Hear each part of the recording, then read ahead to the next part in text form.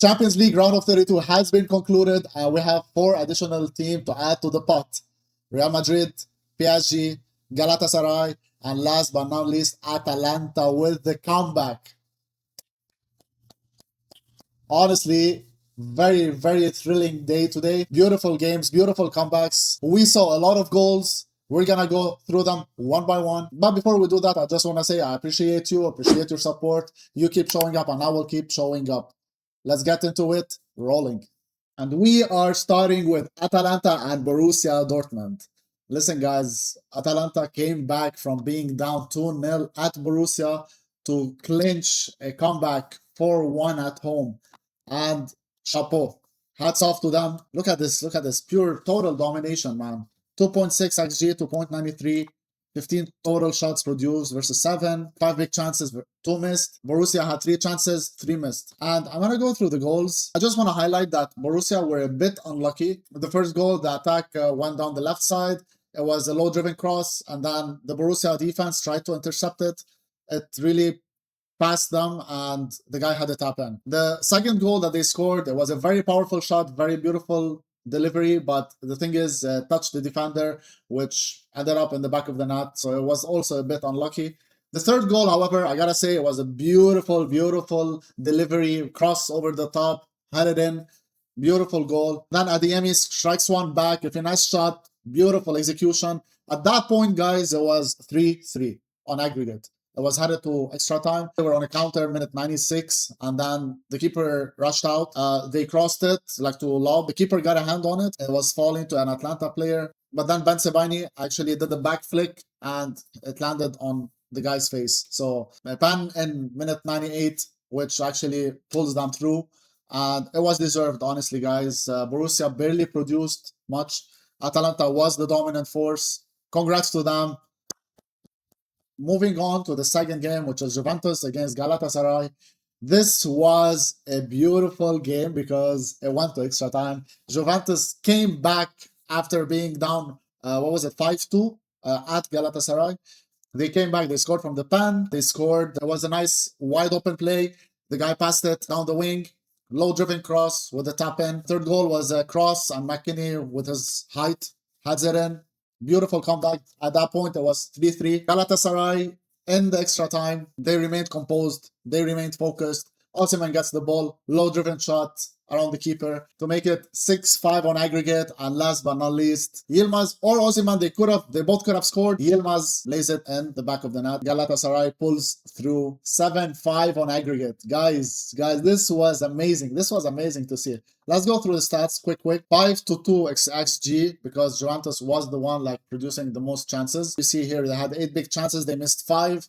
If they were more clinical, they would have pulled through. Unfortunately for them, they weren't. Galatasaray remained composed. 2 big chances, 0 missed. You want to see that. You want to be clinical in front of the net. When you get the chance, you deliver. Congrats to Galatasaray. It's a big statement, like 2 Serie A teams, they're both at the top of the table. They're both knocked out of the competition. The third game, a French rivalry that resulted in PSG, the Champions League winners from last year, to go through. And boy, what a game. This one could have gone either way. Monaco had a lot of chances. PSG had a lot of chances. Let's get into it. Monaco striked first. It was a cross from the left wing to the center mid, who lays it to Akliouche. A very solid finish. Barcola, by the way, had a shot with his left foot that hit the post in the first half. Yeah, it showed like 0.82 versus 0.48 for Monaco. 2 big chances missed. Mind you. More of the action was from the second half. The second half, though, PSG went nuts, bro. It went crazy, fam. 1.65 versus 0.5, 14 total shots, 3 big chances, 1 missed.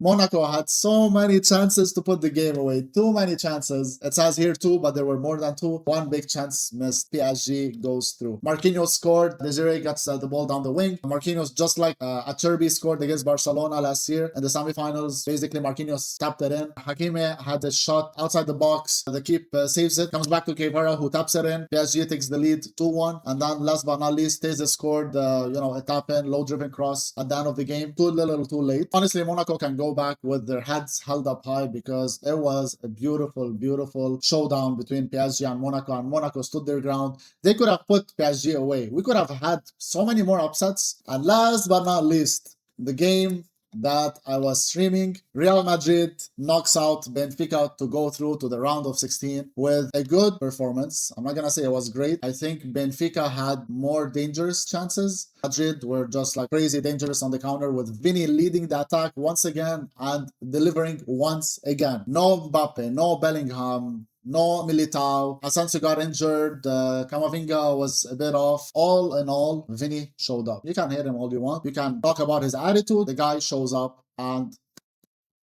congrats, man. Congrats. Let's go into the stats quick. We'll talk about the goals. 14 shots to 12. Like I said, Benfica, 2-1 XG. You know, two big chances for both of them. They both missed one chance. I believe Courtois was phenomenal today. He made crazy saves, man. I couldn't believe how he was seeing these half volleys and crazy shots, man. Honestly, Courtois is the one that kept Madrid in it. He's the one that sent Madrid through. Obviously, Vinny scored, Tchouaméni scored. 3 saves inside the box, 1 diving save. I'm telling you, go check the highlights, bro. 4 crazy saves, Courtois. Rafa basically gets the ball with the weird bounce from the wing, controls it, and taps it in. 1-0 up, Benfica. Valverde's side was the most dangerous. He was leading the attack like crazy. He got the ball from the right wing.